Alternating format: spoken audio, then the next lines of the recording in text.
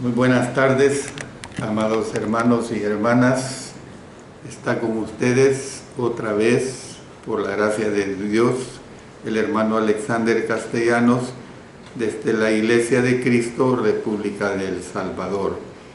Recuerden que los días lunes estoy dando lecciones acerca del libro de Colosenses, transmitidos a través de Mensaje para Salvación y a través de mi especial programa Cultivando Vidas para Cristo. Hoy vamos a ver la lección número 75 y vamos a continuar con el subtema Asidos de la cabeza en su parte cuarta. De manera pues que vamos a tener siempre una distribución y un recordatorio de lo que en las clases anteriores hemos venido estudiando. Para que el Señor me ayude, vamos a pedir la dirección de Él. Dios Todopoderoso, te agradecemos muchísimo porque tú nos permites estudiar tu palabra, nos permites que sea difundida, que haya edificación para todos quienes escuchen y también, Señor, que haya crecimiento, que tú seas honrado, que tu servidor hable con claridad el mensaje que yo transmito de tu divina palabra. En el nombre de nuestro Señor Jesucristo. Amén. Amén. Bueno, en este tema vamos a continuar. Ustedes recuerden que estamos estudiando Colosenses capítulo 2, versículos 16 hasta el 23. Y ahora vamos a continuar con el versículo 17. Ya estudiamos la primera frase, ahora vamos a la segunda frase. ¿Cuál es esa segunda frase? Pero la sustancia es de Cristo. Y doy una aclaración de que en la Reina Valera se lee, en lugar de sustancia, se lee el cuerpo. Entonces hay que dejar claro esto. La palabra que se traduce por sustancia es la palabra soma, del idioma griego por supuesto, que normalmente significa cuerpo. Tal cuerpo puede ser una persona. Lo voy a aplicar a varios aspectos, y ahora lo vamos a aplicar a una persona, y para ello nos apoyamos en Mateo 5:29. Por tanto, si tu ojo derecho te es ocasión de caer, sácalo y échalo de ti, pues mejor te es que se pierda uno de tus miembros y no que todo tu cuerpo sea echado al infierno. La palabra cuerpo también se aplica a animales. Dice en Santiago 3:3, he aquí nosotros ponemos freno en la boca de los caballos para que nos obedezcan y dirigimos así todo su cuerpo. Es aplicado también a las plantas. Dice en 1 Corintios 15:37, y lo que siembras no es el cuerpo que ha de salir, sino el grano desnudo, ya sea de trigo o de otro grano. Y también es aplicable la palabra cuerpo, o sea, la palabra soma, a un grupo de personas, por ejemplo, la iglesia. Dice Romanos 12:5, así nosotros siendo muchos somos un cuerpo en Cristo y todos miembros los unos de los otros. También en Colosenses 1:18 nos dice, y Él es la cabeza del cuerpo que es la iglesia, Él que es el principio, el primogénito de entre los muertos, para que en todo tenga la preeminencia. Esto presenta un problema. ¿Por qué digo que presenta un problema? Cuando el apóstol Pablo usó la frase, se lo voy a decir en el idioma griego, somató Christo, se lo repito, somató Christo, esa frase significa cuerpo de Cristo. Entonces, las interrogantes son, se estaba refiriendo uno a el cuerpo físico de Cristo, dice Mateo 26:12, porque al derramar este perfume sobre mi cuerpo, lo ha hecho a fin de prepararme para la sepultura. 2, a la iglesia, es una pregunta. Y 3, a la realidad o la sustancia que está representada por una sombra. La versión del Rey Santiago traduce soma como por cuerpo o cuerpos, en todos los casos excepto uno, donde se traduce por la palabra corporalmente. Dice en 2 Corintios 10:10, porque a la verdad, dicen, las cartas son duras y fuertes, mas la presencia corporal débil y la palabra menospreciable. Bueno, si bien cualquiera de las tres interpretaciones es posible, la que mejor se refleja en el contexto es que la ley era una sombra de las realidades del nuevo pacto. Sería difícil para una persona explicar cómo las normas de la ley mencionadas en el versículo 16, comida o bebida o días de fiesta, luna nueva o días de reposo, son sombras del cuerpo físico de Cristo o de la iglesia. La observancia del versículo 16 nos dice, por tanto, nadie os juzgue en comida o en bebida, o en cuanto a días de fiesta, luna nueva o días de reposo. Se explican más fácilmente como sombra de las prácticas reveladas del nuevo pacto. Entonces vemos, como prácticas físicas que eran, ellas representaban las realidades espirituales del nuevo pacto. La ley restringía los alimentos físicos que podían comerse, mientras que al nuevo pacto le interesa el alimento espiritual para los cristianos. Dice en 1 Pedro 2:2, desead como niños recién nacidos la leche espiritual no adulterada para que por ella crezcáis para salvación. Entonces, ¿qué es lo que vemos?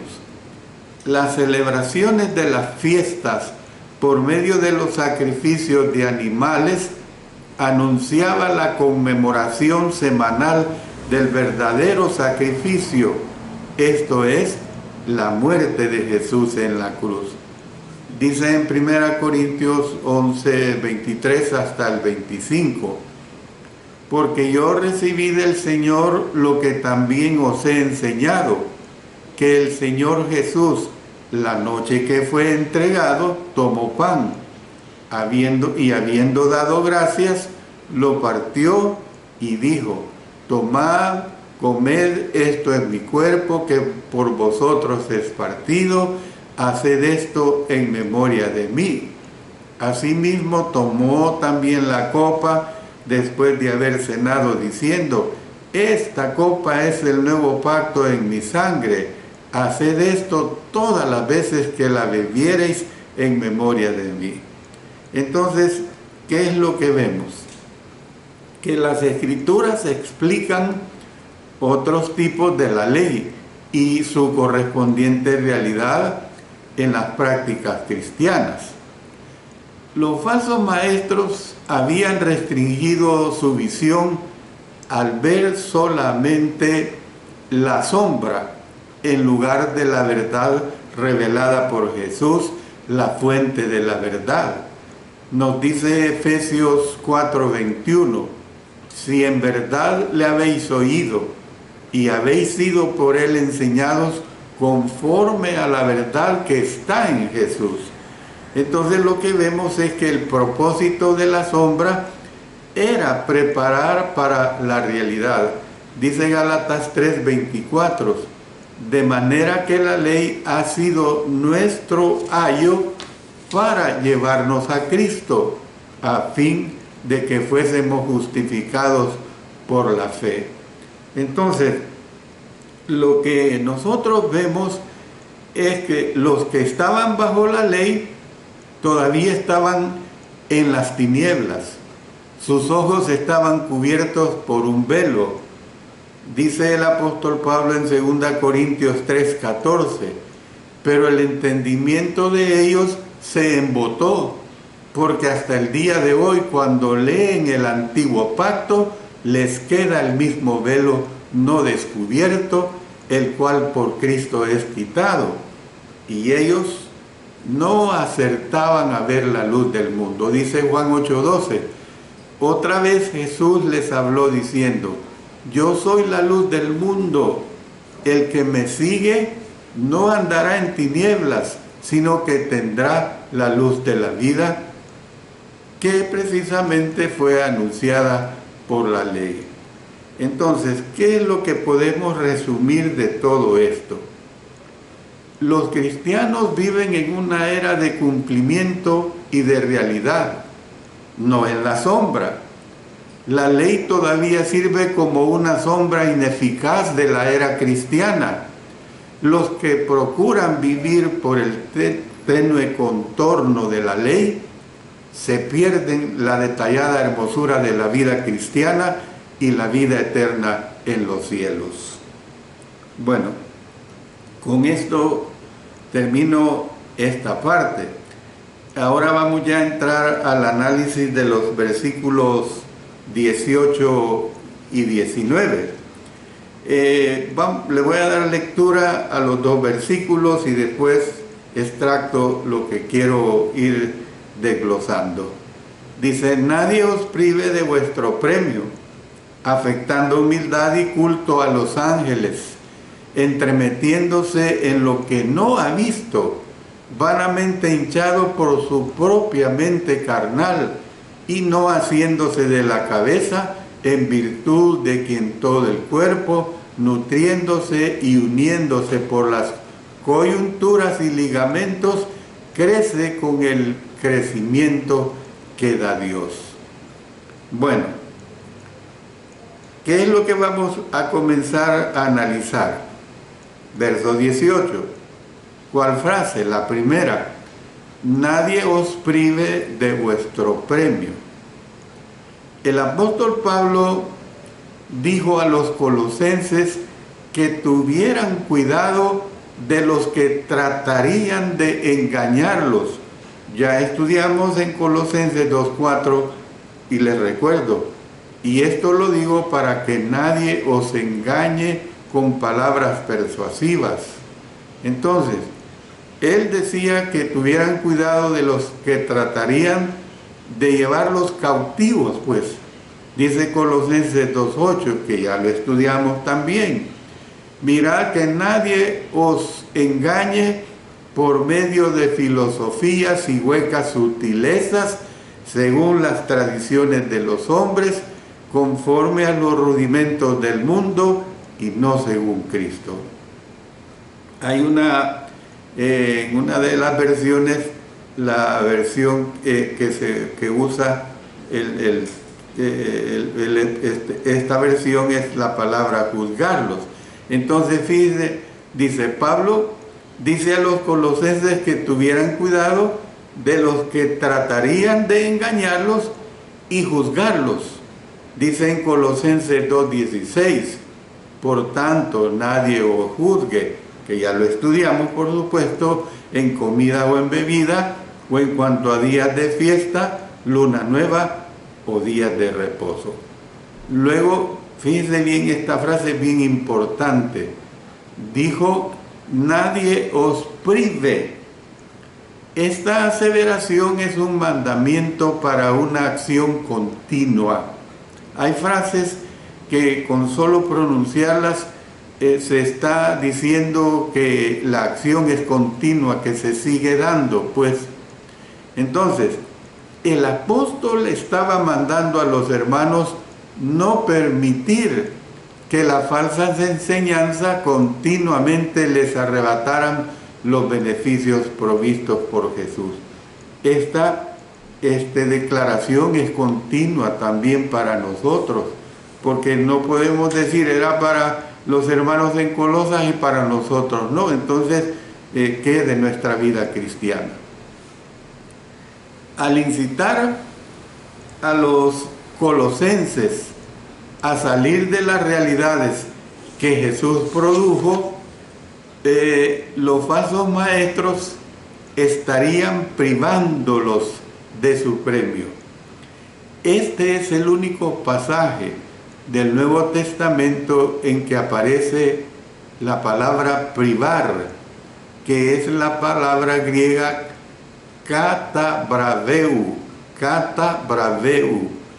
Por lo tanto, para tener un entendimiento de las formas como generalmente se usaba este verbo, es necesario buscar en otra literatura de ese periodo en el sentido negativo.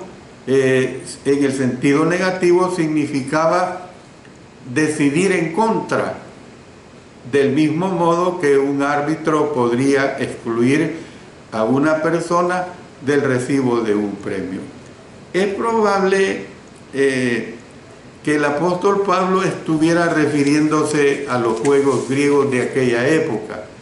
Un atleta podía ganar una carrera tan solo para ser descalificado por un juez parcializado, o podía hacer un esfuerzo para ganar, pero luego descubrir que no reunía los requisitos legales para competir. En uno y otro caso, no acertaba a obtener el premio. Por eso, fíjense bien, la frase decidir en contra, o sea, nadie os prive. El apóstol Pablo advirtió a los hermanos en el sentido de no ser alejados de Jesús por la falsa humildad. Si ellos comenzaban a adorar ángeles en lugar de adorar a Jesús, ellos serían privados de su premio. Este premio incluía 3 aspectos. 1, la salvación. 2, la vida eterna en los cielos. Y 3, la vida espiritual que se encuentra en Cristo. Por eso es que la expresión nadie os prive es parecida precisamente al versículo 16. ¿Por qué estoy diciendo esto? Bueno, nosotros tenemos que entender que el apóstol Pablo dice, por tanto, nadie os juzgue en comida o en bebida o en cuanto a días de fiesta, luna nueva o días de reposo. Pablo no deseaba que los colosenses fueran apartados de Jesús por nadie más ni hacia nadie más. En vista de que ya tenían la realidad, esto es, la verdad, ellos no debían seguir a los falsos maestros, ni ser llevados por mal camino por una ineficaz sombra de la realidad. Si ellos permitían esto, estarían sustituyendo lo verdadero por lo falso, la sustancia por la sombra. Por lo tanto, serían privados de la realidad. La instrucción que da el apóstol Pablo indica, pues, que todas las personas tienen libre albedrío y que no son títeres en las manos de Dios. De otro modo, esta advertencia no tendría ningún valor. Al advertirles de que no les privaran de su premio, él dio a entender que ellos tenían elección. Podían dejar que los falsos maestros influyeran en ellos, o podían rehusar ser influenciados. Esa es la realidad que nosotros podemos ver. Bueno, podemos ver que fueron 6 expresiones negativas las que usó el apóstol Pablo para advertirles de no ser alejados de Jesús hacia otras enseñanzas y prácticas.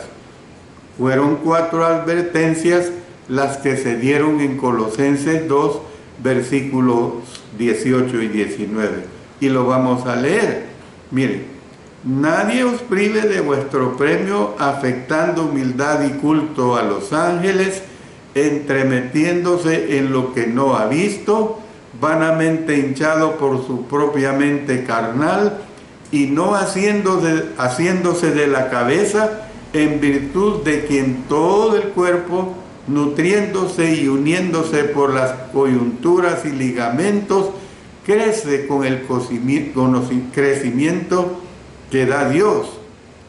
Y luego el apóstol habló de cosas que se destruyen con el uso. Dice en Colosenses 2:22, en conformidad a mandamientos y doctrinas de hombres, cosas que todas se destruyen con el uso, y de cosas que no tienen valor alguno contra los apetitos de la carne. Miren lo que dice en Colosenses 2:23, tales cosas tienen a la verdad cierta reputación de sabiduría en culto voluntario, en humildad y en duro trato del cuerpo, pero no tienen valor alguno contra los apetitos de la carne. Entonces, ¿qué vemos? Por el lado positivo, con diferentes expresiones, el apóstol Pablo animó a los hermanos a seguir a Jesús y a permanecer fieles a éste. Y a continuación les voy a hacer un resumen de lo que hemos venido estudiando desde el capítulo 1, todas las situaciones que se han presentado y que actúan en Cristo en cada uno de nosotros. Mire, primeramente, dice, nos ha librado de la potestad de las tinieblas, Colosenses 1:13. Él es la imagen de Dios, Colosenses 1:15. Él es el primogénito de toda creación, Colosenses también 1:15. En Él fueron creadas todas las cosas, Colosenses 1:16. Él es antes de todas las cosas, Colosenses 1:17. Todas las cosas en Él subsisten, también 1:17. Él es la cabeza del cuerpo, 1:18. Él es el principio, el primogénito de entre los muertos, Colosenses 1:18. Él en todo tiene la preeminencia, 1:18. En Él habita toda plenitud, 1:19. Ahora os ha reconciliado, Colosenses 1:21, en quien están escondidos todos los tesoros de la sabiduría y del conocimiento, Colosenses 2:3. En Él habita corporalmente toda la plenitud de la deidad, Colosenses 2:9. Vosotros estáis completos en Él, Colosenses 2:10. En Él también fuisteis circuncidados, 2:11, anulando el acta de los decretos, quitándola de en medio y clavándola en la cruz, 2:14, despojando a los principados y a las potestades, 2:15, y por último, habéis muerto con Cristo, Colosenses 2:20. Miren qué hermoso pues todo este resumen que aquí se nos presenta. Es algo verdaderamente muy, muy grandioso. Voy a hacer el paréntesis que siempre hago para dirigirnos a nuestro Señor en oración por las diferentes peticiones que a través de estos programas y que a través de los días de la semana, la hermandad nos pide que oremos por ellos. Nuestro Padre Celestial, estamos llegando ante tu divina presencia a través de nuestra oración para que tú apliques tu poder, sobre todo tu poder sanador, en todos los hermanos y hermanas que a continuación te presentamos. La hermana Ana Miriam López, que está mal de su vesícula y páncreas y por su pronta operación. También consuelo y fortaleza para nuestro hermano Natalio de la República Dominicana, que yendo al río a un bautismo, uno de sus niños se le ahogó. Guadalupe Cortés, recuperándose de una operación, pero está con mucha depresión. La hermana Marina Chávez de la Iglesia de Cristo Pacífica en San Miguel, complicación en su corazón. La hermana Marcela Chalco, que está mal de su vista. La hermana Francisca Ayala por su hemoglobina y por su diabetes. Y estamos orando por la diálisis que se practica en la hermana María Eugenia Ayala, en el hermano Teléforo Rodela, en el hermano Alfredo Cardosa Valenzuela, en el hermano Manuel de Jesús Azucena Morales, en el hermano Mario Cruz Lara, en el hermano Carlos Andrés Mejía Avendaño, en el hermano Ulises Morán y también en el hermano Alfredo Cardosa Valenzuela. También oración por nuestro hermano Mauricio Sosa, que está padeciendo de cáncer en los pulmones.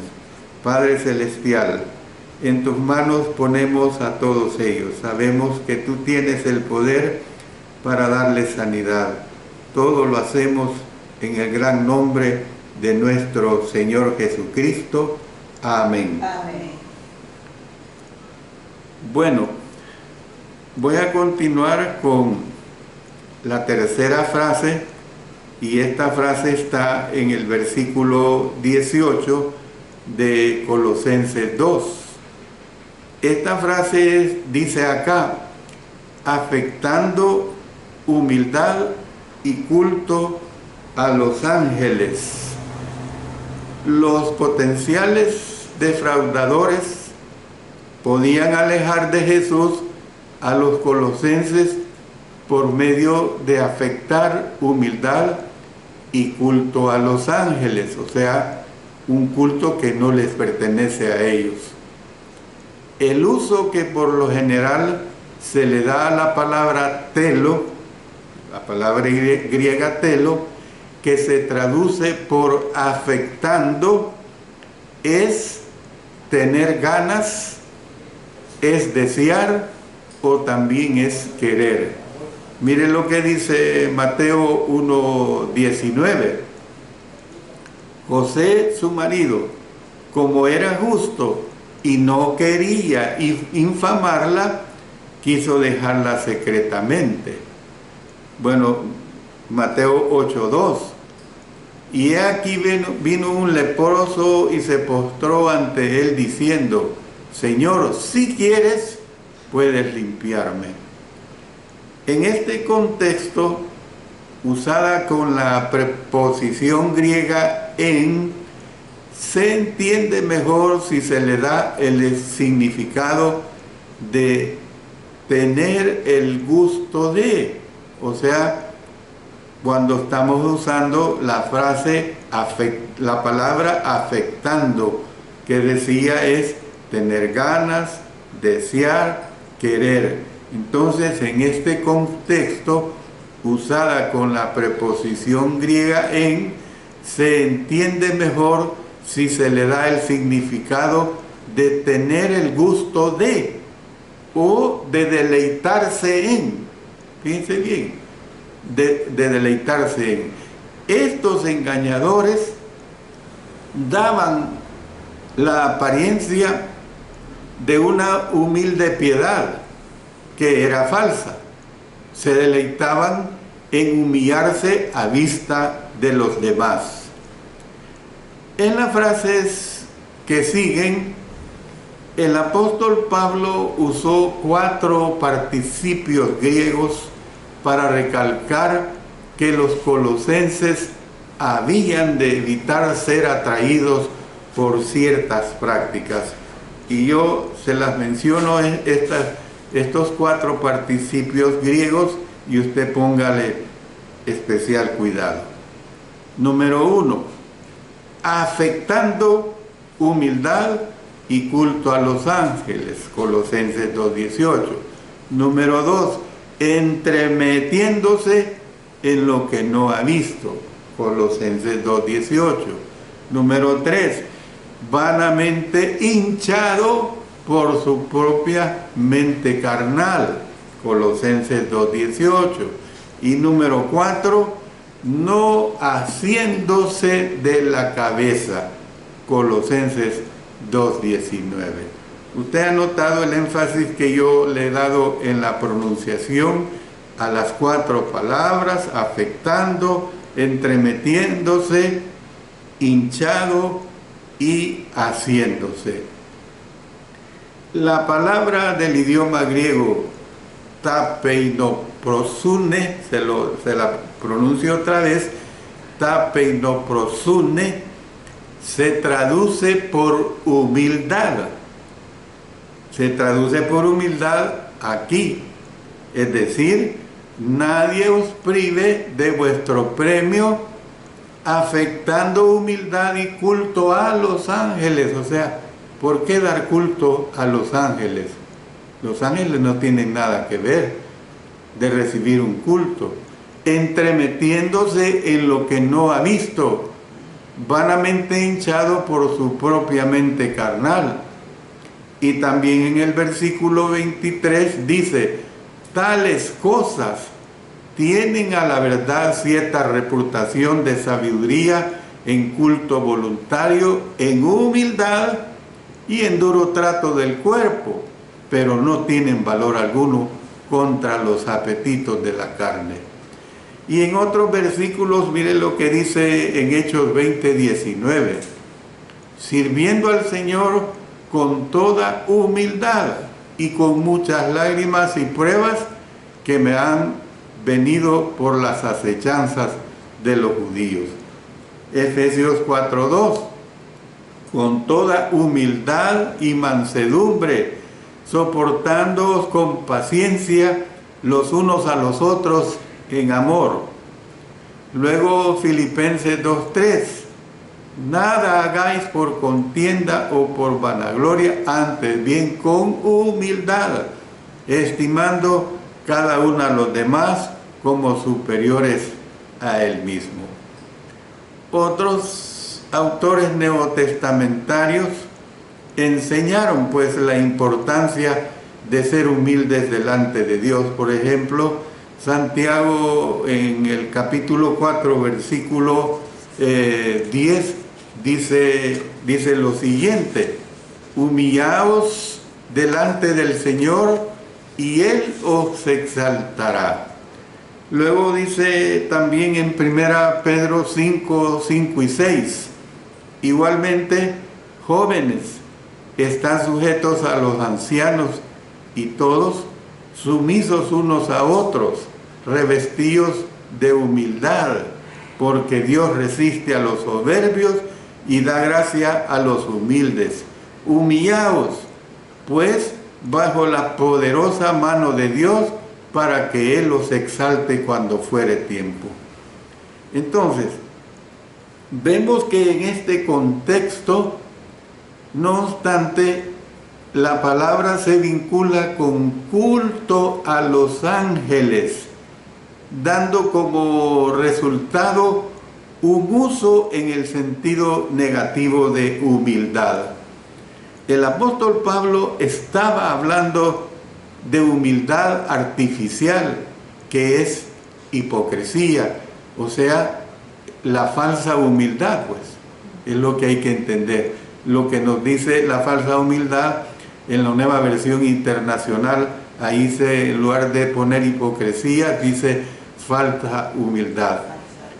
Puede que Jesús haya estado abordando este mismo problema cuando denunció a los que daban a los necesitados, oraban y ayunaban, pero lo hacían para ser visto por los demás. Vamos a leer de Mateo capítulo 6, 1 al 7, y después nos vamos a pasar a los versos 16 al 18. Guardaos de hacer vuestra justicia delante de los hombres para ser vistos de ellos. De otra manera no tendréis recompensa de vuestro Padre que está en los cielos. Cuando pues des limosna, no hagas tocar trompeta delante de ti, como hacen los hipócritas en las sinagogas y en las calles para ser alabados por los hombres.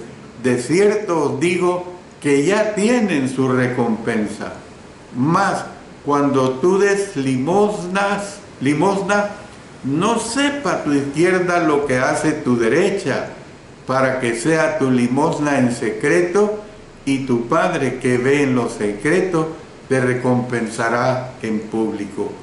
Y cuando ores, no seas como los hipócritas, porque ellos aman el orar en pie en las sinagogas y en las esquinas de las calles, para ser vistos de los hombres. De cierto os digo que ya tienen su recompensa.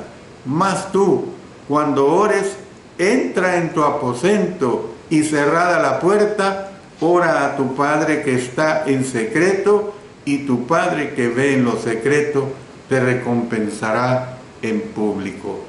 Y orando, no uséis vanas repeticiones como los gentiles, que piensan que por su palabrería serán oídos. Y ahora nos pasamos a los versículos 16 al 18. Cuando ayunéis, no seáis austeros como los hipócritas, porque ellos demudan sus rostros para mostrar a los hombres que ayunan. De cierto digo que ya tienen su recompensa. Pero tú, cuando ayunes, unge tu cabeza y lava tu rostro, para no mostrar a los hombres que ayunas, sino a tu Padre que está en secreto, y tu Padre que ve en lo secreto te recompensará en público. Luego les pido que pasemos también a Mateo capítulo 23, versículos 25 al 28. Ay de vosotros, escribas y fariseos, hipócritas, porque limpiáis lo de fuera del vaso y del plato, pero por dentro está lleno de robo y de injusticia. Fariseo ciego, limpia primero lo de dentro del vaso y del plato, para que también lo de fuera sea limpio. Ay de vosotros, escribas y fariseos, hipócritas, porque sois semejantes a sepulcros blanqueados, que por fuera a la verdad se muestran hermosos, mas por dentro están llenos de huesos de muertos y de toda inmundicia. Así también vosotros por fuera a la verdad os mostráis justos a los hombres, pero por dentro estáis llenos de hipocresía y de iniquidad. ¿Qué es lo que vemos en todo esto, amados hermanos y hermanas? Lo que vemos es precisamente lo que aquí se expresa, que la justicia o la humildad fingidas no califican como justicia o humildad para nada. En casi todo grupo religioso hay algunos que se enorgullecen de su piedad, la cual exhiben con falsa humildad. Estos individuos pueden creer que han alcanzado un nivel superior de santidad por medio de experiencias religiosas o por medio de dones espirituales inusuales. es decir, están hinchados de orgullo, creyendo que han obtenido vislumbres espirituales especiales por medio de tales experiencias. La gente no puede percibir lo que está detrás de esta fachada. Puede entusiasmarte y ser apartada de Jesús por el despliegue de una falsa humildad de tales individuos. Los que retuercen sus rasgos faciales, los que usan movimientos corporales ostentosos, los que distorsionan el tono de su voz o usan otras expresiones corporales inusuales para dar un espectáculo exterior, están buscando nada más impresionar a los hombres y no a Dios. Amén. Tales farsas son sencillamente arrogantes despliegues de piedad, demostraciones que procuran hacer ver a otros cuán religiosos son o cuán entregados están a la adoración.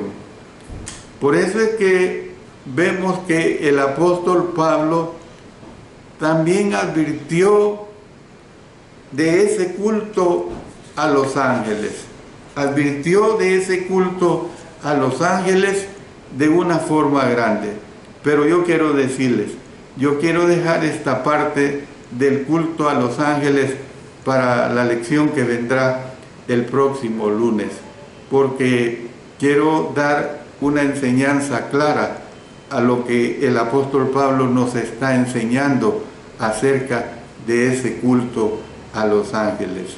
Yo espero, amados hermanos y hermanas, que aprovechemos estos mensajes, que aprovechemos la doctrina del Nuevo Testamento que nos presenta el apóstol Pablo, como todos los escritores del Nuevo Testamento que nos enseñan acerca de la sana doctrina. Yo espero también que usted, hermano, hermana, sea un divulgador de esta verdad, que ponga estos mensajes a la iglesia, a cuantos hermanos usted pueda reunir, a cuantos amigos usted les está enseñando el camino de Dios, porque eso es lo que nosotros tenemos que difundir, palabra de Dios, doctrina de Dios, que la doctrina de nuestro Señor, así como empezó en el primer siglo cuando la iglesia fue establecida, no se cambie, que continúe igual hasta que Cristo venga por segunda vez. Gracias, hermanos, por su atención y siempre pues les repito la invitación para el próximo lunes a las 5 de la tarde. Oremos. Padre eterno, te damos agradecimientos múltiples porque nos permites presentar tu divina palabra, tu palabra que nos redarguye claramente, nos enseña, nos instruye de tal manera que podemos caminar rectamente y labrar ese camino al cielo.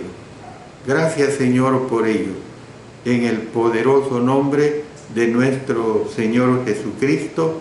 Amén. Amén.